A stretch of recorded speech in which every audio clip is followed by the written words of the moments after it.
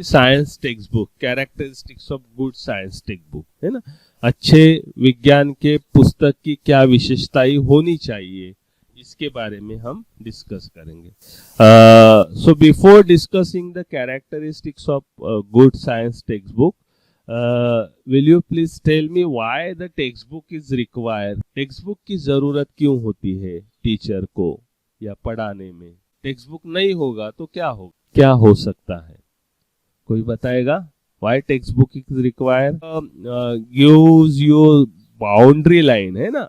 Boundary line एक प्रकारे आपल्याला टेक्स्ट बुक देतं की आपको क्या पढ़ाना है, कितना पढ़ाना है, what is the scope of that topic, है ना. उससे आप ज्यादा आगे नहीं जाएंगे, या जो आपको क्या पढ़ाना है और कितना पढ़ाना है इसकी जानकारी हमें टेक्स्ट बुक से मिलती है. Absolutely correct Suresh.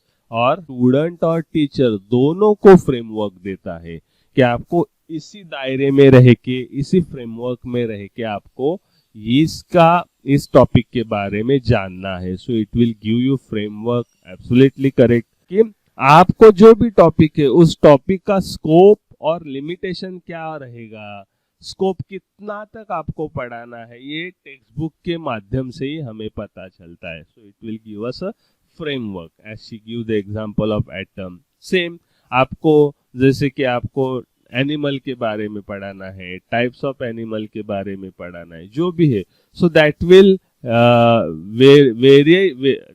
Very from the standard और क्लास, है ना. आप 8वीं क्लास में हो तो शायद आपको टाइप पढ़ाने के लिए होगा, सिर्फ उनका इंट्रोडक्शन होगा.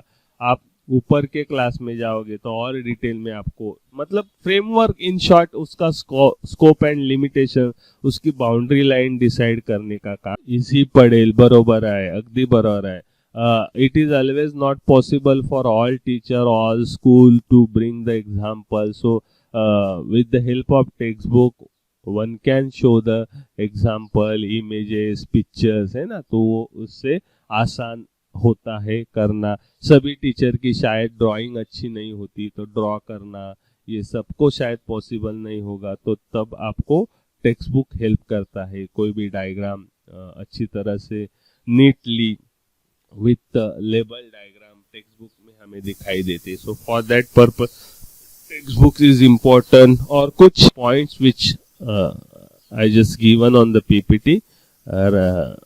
So in teaching learning process, textbooks occupies an important place. बहुत ही महत्वपूर्ण इसकी जगह है, स्थान है, इम्पोर्टेंस है टेक्स्ट बुक का.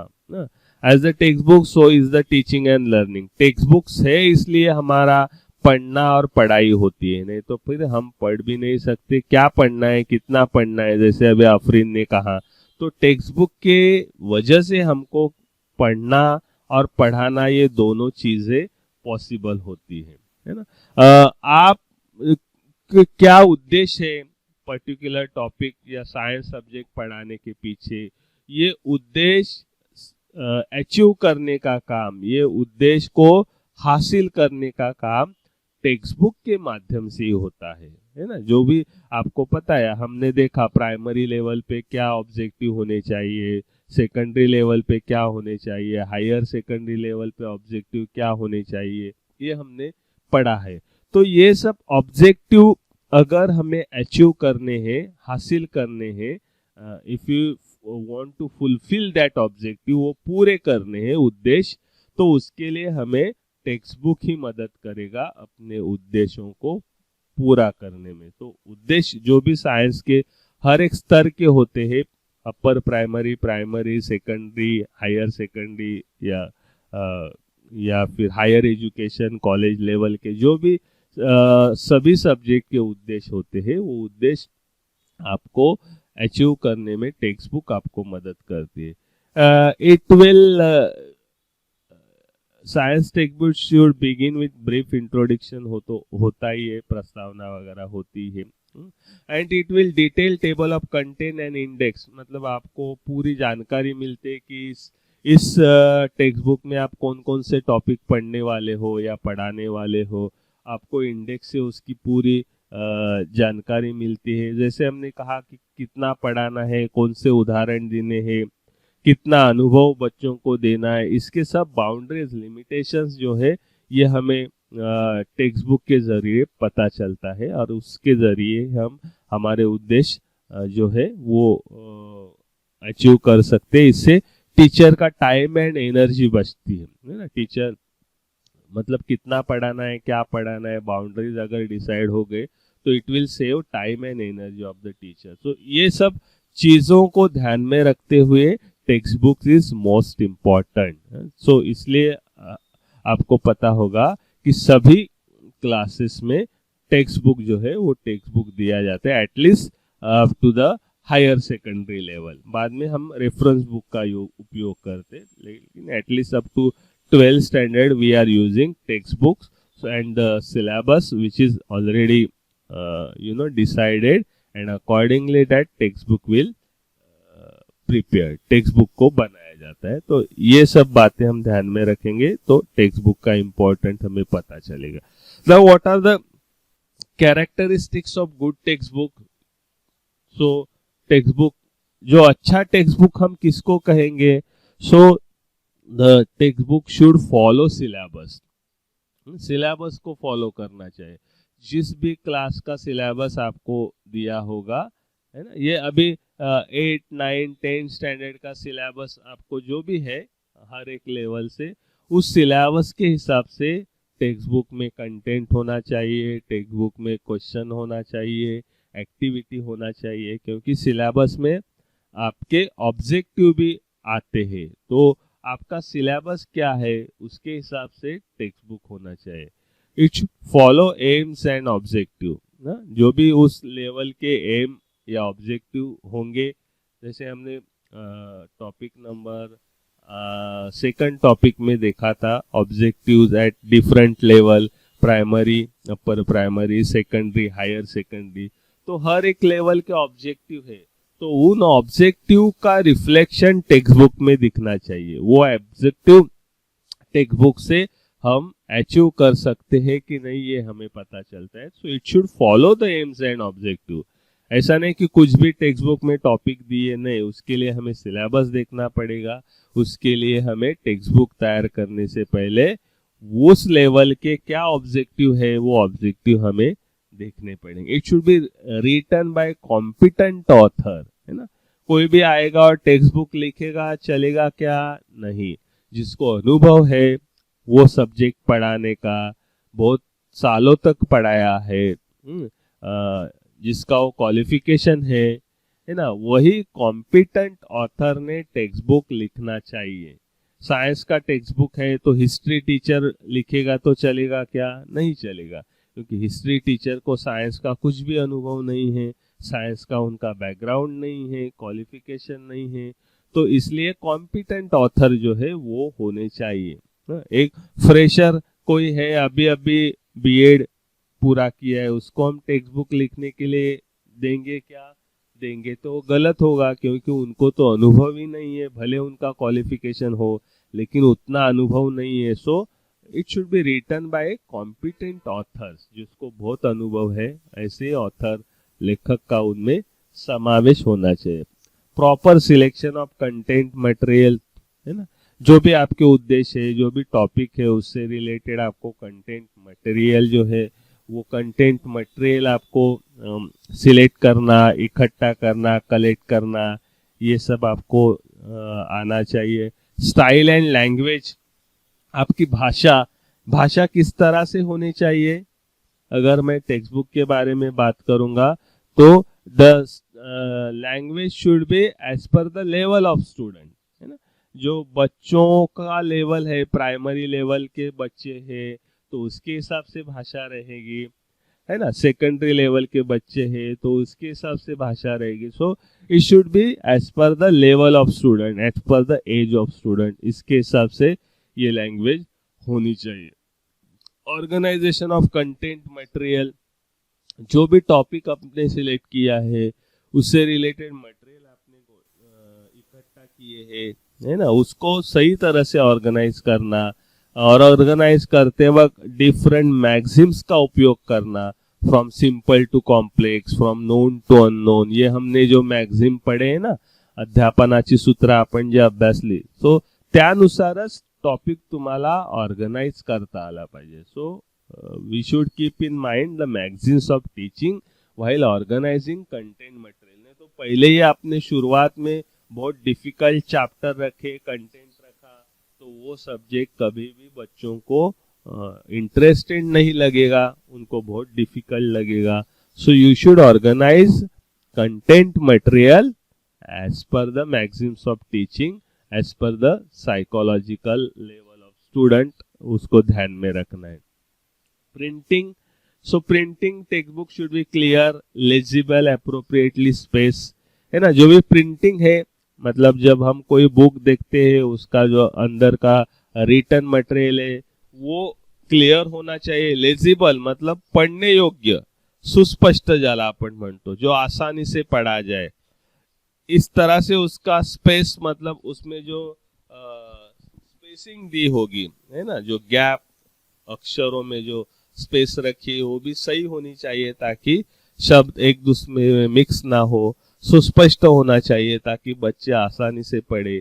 अभी यहाँ पे भी प्रिंटिंग का भी सोचते वक्त हमें क्या सोचना चाहिए, बच्चों के एज का भी हमें ध्यान में रखना चाहिए. इसलिए आपने देखा होगा कि अगर लोअर स्टैंडर्ड का टेक्स्ट बुक है तो लोअर स्टैंडर्ड के टेक्स्ट बुक की प्रिंटिंग कैसी होती है, बड़े बड़े अक्षर होते हैं, है ना.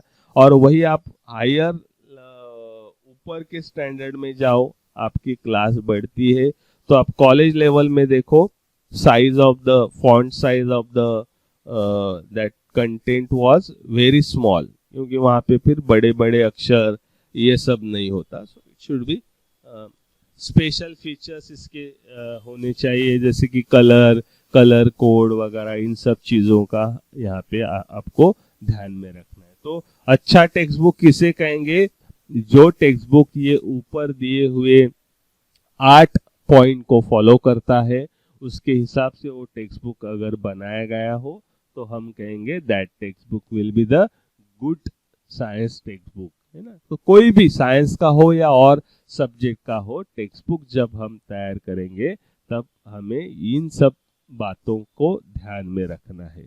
Critical evaluation of text book, science text book, so in which we will see the external features. अभी एक्सटर्नल फीचर मतलब क्या है, तो आपण मराठीमध्ये त्याला म्हणू पुस्तकाचे बाह्य रंग.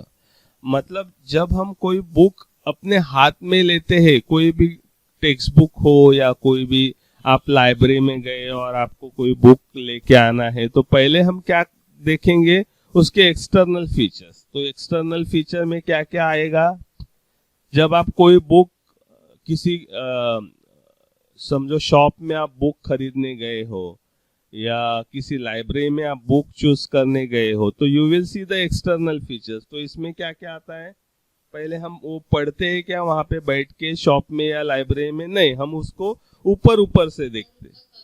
हाँ, तो हम क्या, यस एब्सोल्युटली, तो उसका कवर पेज देखते, उसका बैक पेज देखते, टाइटल देखते, इंडेक्स देखते, और थोड़ा सा उसको 2-4 पेजेस पलट के कैसी राइटिंग है, फॉन्ट कैसा है, कलर है कि नहीं, पिक्चर्स कैसे है अंदर, ये इतना ही हम देखते हैं, है ना. एक 5 मिनट में अगर मुझे देखना है, so these are nothing but external features. इसको हम कहेंगे एक्सटर्नल फीचर. तो ये एक्सटर्नल फीचर्स में टेक्स्ट बुक का नाम, पब्लिकेशन किसने पब्लिश किया है ना, एडिशन कब का बुक है, कब ये पब्लिश हुआ है, कौन से साल में पब्लिश हुआ है, ये देखते हैं. जो ऑथर है वो, उन ऑथर का क्वालिफिकेशन क्या है, कौन ऑथर है, उसके बारे में थोड़ी उसकी साइज देखते, उसका वेट देखते, कितना बड़ा बुक है ना. कभी कभी हम लाइब्रेरी में जाते हैं और बड़ा बुक दिखा तो हम बोलते बाप रे ये इतना कब पढ़ूंगा, तो हम वो थोड़ा साइड में रख के और दूसरा बुक ढूंढने की कोशिश करते. So we will see the size and weight. इसका मतलब ये नहीं है कि जो सब बड़े बुक अच्छे नहीं होते, तो वो हमारा वी कैन से लेजीनेस है कि हम ज्यादा बड़े बुक देख के डर जाते, बट दैट इज नॉट कि that books are not good. So all books are good. So we will see the size and weight ना. ये साइज और वेट भी बच्चों के लेवल के हिसाब से होना चाहिए. क्यों रे, होना चाहिए या नहीं होना चाहिए, आपको क्या लगता है? और उनका वेट इतना रहेगा कि उनको कैरी करना बहुत ही तकलीफ होगा. So that's why you see the books at the lower standard. इसलिए आप हमने देखा है, आपने देखा होगा जो लोअर क्लासेस है फर्स्ट स्टैंडर्ड से, उनके बुक देखो छोटे छोटे होते हैं ना, और फिर उनका वेट भी कम होता है, एकदम हल्के फुल्के होते, कम टॉपिक उसमें होते. So it should be as per the level of student, as per the class of student. तो साइज एंड वेट उसके हिसाब से होनी चाहिए. तो अभी इसने सही कहा. बाइंडिंग, बाइंडिंग कैसी होनी चाहिए? बुक की binding, the binding should be अच्छी होनी चाहिए. मतलब उसको बाइंडिंग का मतलब होता है जो बुक बनाया गया है उसको कुछ अंदर दोरे से जब सीते हैं ना, उसको हम क्या कहेंगे उसको, जेव्हा आपण त्याला म्हणतो ना की व्यवस्थित शिवलेलं असेल आतमधून, त्याला व्यवस्थित चिकटवलेलं असेल, सो दॅट बाइंडिंग पार्ट. कसं बांधणी, ज्याला मराठीमध्ये आपण बांधणी म्हणतो. सो बाइंडिंग बहुत अच्छी होनी चाहिए, क्योंकि लोअर लेवल के बच्चे क्या करते हैं, बुक को फेंकना, ये करना. तो इससे क्या होगा, अगर बाइंडिंग अच्छी नहीं होगी तो हम देखते हैं हमारे घर में अगर छोटे बच्चे होंगे तो आपको पता होगा वो बुक कुछ ही दिनों में उसके सब पेजेस बिखर जाते, क्योंकि उसकी बाइंडिंग सही नहीं होती. तो binding should be proper. Paper and printing size है ना, तो साइज जो है प्रिंट की, उसकी लैंग्वेज, वो सब बच्चों के एज के हिसाब से होना चाहिए, है ना. जैसे मैंने पहले कहा, प्रिंटिंग का फॉन्ट साइज, अगर लोअर क्लास के बच्चे तो बड़े बड़े फॉन्ट होते हैं और होने भी चाहिए ताकि वो बच्चे आसानी से पढ़ सके. कलर में होते बहुत सारे, मतलब राइटिंग कलरिंग में होता है, पिक्चर्स कलरिंग में होते हैं. लैंग्वेज आसान होती है, बहुत टफ वर्ड नहीं यूज करते, सीधी लैंग्वेज, उनको जो समझ में आएगी उस तरह की लैंग्वेज, उस तरह के छोटे छोटे एक्टिविटी बुक में हमें दिखाई देते. So all this should be as per the age and standard of the child. बच्चों के उम्र के हिसाब से और उनके स्टैंडर्ड मतलब क्लास के हिसाब से प्रिंटिंग और ये सब होना चाहिए. फ्रंट एंड बैक पेज है ना, वो कैसे होना चाहिए? Front end back page attractive होना चाहिए. मतलब क्या होना चाहिए? जो टॉपिक है उस टॉपिक से रिलेटेड पिक्चर्स होने चाहिए, इमेजेस होने चाहिए. तो आप देखोगे कि लोअर लेवल पे बच्चों के बुक्स है, उसमें साइंस का बुक है तो आपको दिखेगा साइंस से रिलेटेड, फिर फ्रॉग दिखाया है, प्लांट दिखाया है, एनिमल दिखाया है, ऐसा उनको अट्रैक्ट करेंगे इस तरह से. आप थोड़ा हायर लेवल पे जाओगे, सेकेंडरी में जाओगे, तो आपको फिर बुक पे शायद माइक्रोस्कोप दिखेगा, या आपको बैलेंसिंग दिखेगा, या आपको एटम का दिखेगा. और आप और हायर लेवल पे जाओगे तो आपको बुक पे शायद पिक्चर भी ना दिखे, है ना. तो इस या दिखेंगे तो केमिकल रिएक्शंस वगैरह ऐसे कुछ आपको पिक्चर दिखेंगे. So that should be as per the front page और the cover page and back page should be as per the age and standard of child. बच्चों के फिर ये उम्र के हिसाब से, लेवल के हिसाब से, क्लास के हिसाब से ही होने चाहिए. बैक पेज पे भी आप देखोगे वही आपको दिखाई देगा. जैसे लेवल बढ़ती जाएगी, क्लासेस बढ़ती जाएगी, वैसे उसमें जो है पिक्चर्स वगैरह कम होते जाते हैं. प्राइस कैसी होनी चाहिए? बुक की प्राइस, हाँ, रीजनेबल होना चाहिए ताकि सब बच्चे खरीद सके, सब पेरेंट बुक खरीद. इसलिए आप देखो टेक्स्ट बुक ज्यादा महंगे नहीं होते. आज भी आप देखोगे तो टेक्स्ट बुक की कीमत आपको 30-40 रुपए ही दिखेगी, क्योंकि वो सब खरीद सके और पढ़ाई सबकी हो सके, सभी पेरेंट्स ऑफर कर सके, इस तरह से उसकी प्राइस जो है वो होनी चाहिए. So these are the external feature that should be there as per the age, psychology and standard of student. अभी इंटरनल में हम देखेंगे तो हम उसमें फिर और डिटेल में देखेंगे. So these are the organisation of syllabus. ये मैंने पहले ही कहा. तो सिलेबस किस तरह से ऑर्गेनाइज होना चाहिए बुक में? जब हम किसी बुक को पढ़ेंगे तो हमें क्या दिखाई देना चाहिए? हाउ द सिलेबस और कंटेंट शुड बी ऑर्गेनाइज्ड. कैसे होना चाहिए content syllabus? Content should be organise from the simple to complex level, है ना, जो हमने मैगजीन्स पढ़े हैं।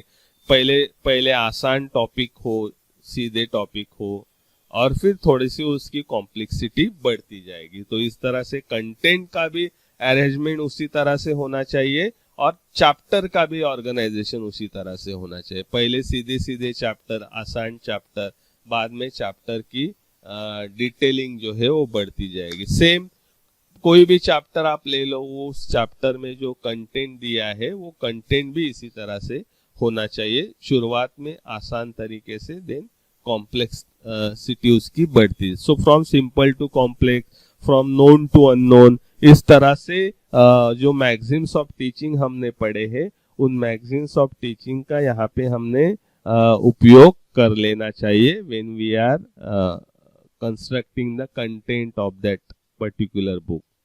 प्रेजेंटेशन ऑफ मटेरियल और कंटेंट, इसमें कैसे होना चाहिए? प्रेजेंटेशन, कंटेंट कैसे प्रेजेंट कर किया हुआ होना चाहिए। फिर यहाँ पे हमें बच्चों के एज का, लेवल का सोचना चाहिए। So presentation of content should be attractive.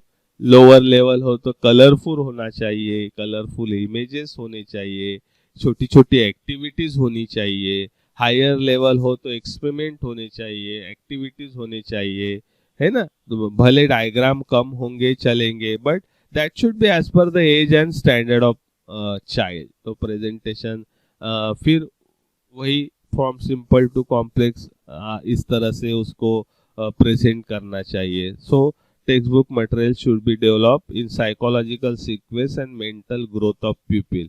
बच्चों की साइकोलॉजी, बच्चों की मानसिकता को ध्यान में रखते हुए, उनके मेंटल ग्रोथ को ध्यान में रखते हुए इमेजेस, लैंग्वेज, फॉन्ट, कलर, इस सब चीजों का जो है समावेश उसमें होना चाहिए। इवन एक्यूरेसी, एक्यूरेसी का मतलब क्या है? कम होने चाहिए, मतलब जितना भी कंटेंट आपने दिया है वो 100% सच होना चाहिए। इट शुड बी एक्यूरेट, है ना। तो कभी कभी आपको पता है, हम कभी कभी न्यूज में देखते हैं, सुनते हैं, कभी कभी पेपर में पढ़ते हैं कि अमुक अमुक फलाना बुक है इस स्टैंडर्ड का, ज्योग्राफी का है, उसमें ये ग्राफ बराबर दिया नहीं है, इसमें ये मिस्टेक है।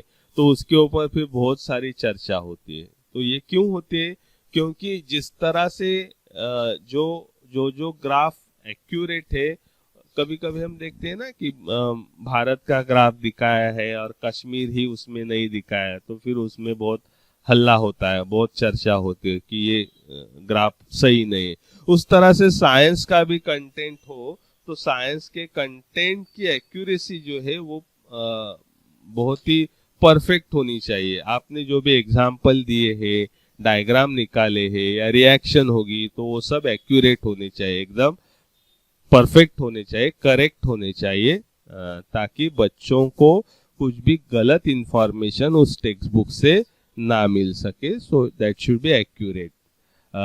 रीडेबिलिटी, मतलब वो आप आसानी से पढ़ सकोगे, इस तरह से वो होना चाहिए। बच्चे आसानी से पढ़ेंगे, पढ़ने में आसानी उनको होगी, इस तरह से होना चाहिए। Again it should be as per the age of the student, मतलब फॉन्ट साइज आएगा, इसमें कलर आएगा, है ना, उदाहरण आएंगे जो बच्चों को पढ़ने में आसान लगे, ऐसे पढ़ने योग्य होने चाहिए। एडेप्टेबिलिटी, मतलब एडेप्टेबिलिटी का मतलब क्या है? कुछ समझ में आता है आपल्याला? एडेप्टेबिलिटी म्हणजे एडेप्टेशन मतलब अनुकूलन, मतलब बदल के समय के हिसाब से उसमें कंटेंट होना चाहिए। So you should adapt. तो जो भी जैसे जैसे समाज बदलता है, जैसे जैसे समाज में नई नई चीजें सामने आते, वैसे वैसे कंटेंट भी बुक में आना चाहिए। जैसे कि अभी टेक्नोलॉजी का जमाना है, तो आप देखोगे बुक में टेक्नोलॉजी से रिलेटेड कंटेंट एडेप्ट किया जाता है, मतलब उसका समावेश बुक में किया जाता है। तो जैसे समाज में बदलाव होता है, उस तरह से बदलाव बुक में भी रिफ्लेक्ट होना चाहिए। ये इसका सीधा मतलब है कि जैसे जैसे नए नए खोज होंगे, समाज में बदलाव होंगे, उस तरह से वो चीजों का रिफ्लेक्शन आपको टेक्स्ट बुक में देखने को मिलना चाहिए। इसलिए आप देखो, अभी आप टेक्स्ट बुक देखोगे साइंस का वगैरह, तो आप अभी कंप्यूटर वगैरह है, मोबाइल है, ये सब टेक्नोलॉजी है जो हम यूज करते, तो वो आपको टेक्स्ट बुक में भी दिखाई देती है ना। अभी हम ग्लोबलाइजेशन की बात करते हैं, है ना, जो पूरी दुनिया ग्लोबलाइज हुई है, एक देश में जो भी होता है उसका इफेक्ट दूसरे देश में जल्दी हो जाता है।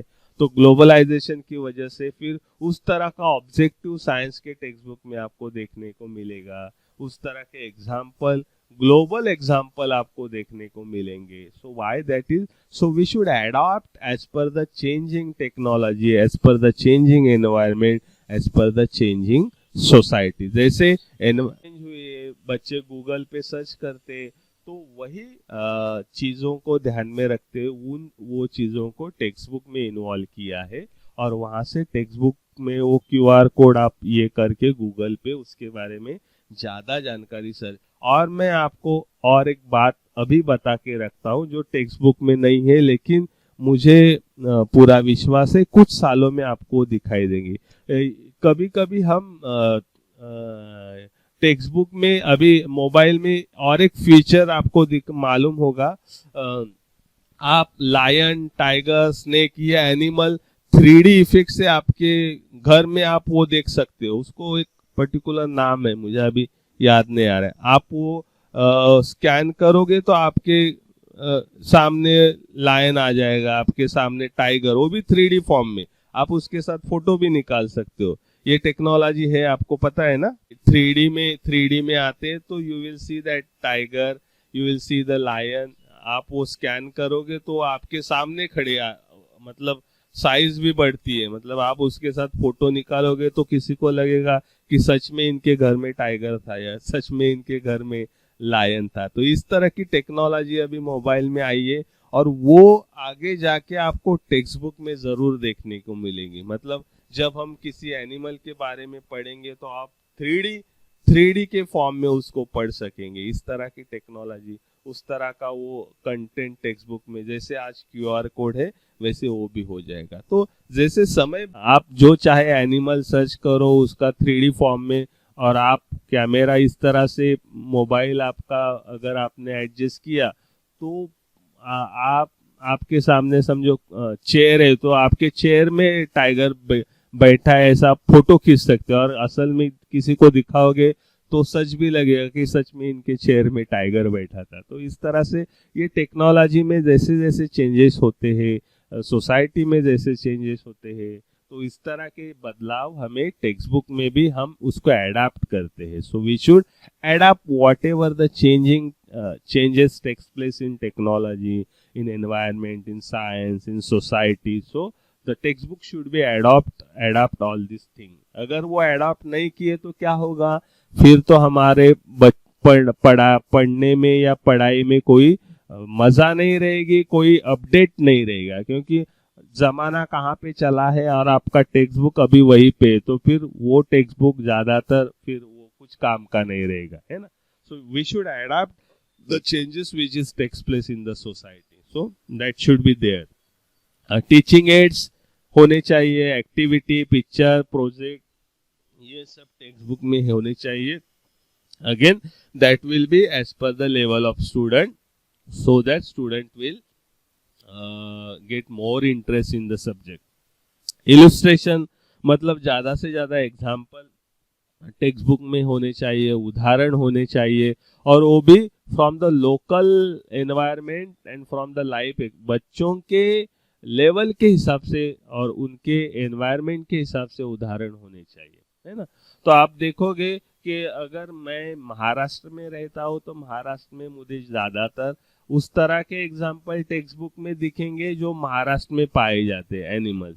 शायद मैं हिमाचल प्रदेश या मैं उत्तरी प्रदेश का टेक्स्ट बुक देखूंगा तो उधर उस तरह के एग्जाम्पल आपको टेक्स्ट बुक में दिखाई देंगे जो वहाँ के लोकल एनवायरनमेंट में पाए जाते हैं। तो इस तरह से आपका एनवायरनमेंट किस तरह से है, रोज के हमारे जिंदगी से रिलेटेड उदाहरण जो है वो उदाहरण टेक्स्ट बुक में हमें दिखाई देने चाहिए. So that should be as per the local environment and life experiences. Okay. And उसका अपीयरेंस जो है, मतलब टेक्स्ट बुक का एक हम कह सकते हैं वो कैसे पूरा अपीयर होता है अपने सामने, कैसे दिखता है ओवरऑल, है ना. हम बोलते हैं ना ओवरऑल रिफ्लेक्शन, आप लिखते हो ना कि ओवरऑल अपीयरेंस में ये सब बातें जो है उनको हमें ध्यान में रखना चाहिए.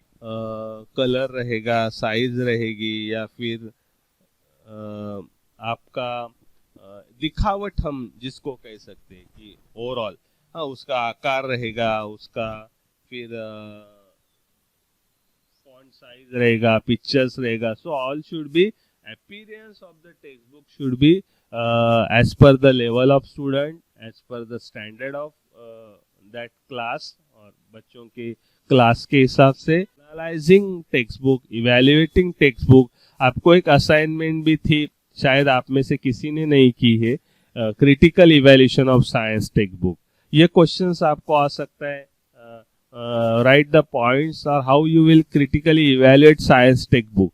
तो फिर आपको एक्सटर्नल और इंटरनल फीचर्स कैसे होने चाहिए, ये फीचर्स बुक में कैसे होने चाहिए, ये आपको लिखना पड़ेगा. And when you are evaluating a particular text book, समझो आपने छठी का बुक या 9th स्टैंडर्ड का साइंस का टेक्स्ट बुक आप इवैल्यूएट करना चाहते हो, तो आपको ये हर एक पॉइंट देखना पड़ेगा. उसका कवर पेज कैसा है, उसका बाइंडिंग कैसा है, फॉन्ट साइज कैसा है, लेवल के हिसाब से है कि नहीं है तो कैसे होना चाहिए था. फिर इंटरनल में उसके कंटेंट कैसे, उदाहरण कैसे है, नई टेक्नोलॉजी, नई चीज़ों को अडेप्ट किया है कि नहीं है, पढ़ने लायक है क्या, एक्यूरेसी है कि नहीं, एकदम परफेक्ट एक्यूरेट लिखा है कि नहीं है, एक्टिविटी कैसे दिए है, कम दिए है तो फिर कैसे और होने चाहिए. इस तरह से आपको उसका इवैल्यूएशन जो है वो आप हर टेक्स्ट बुक का कर सकते हो. So these are the points we should keep in mind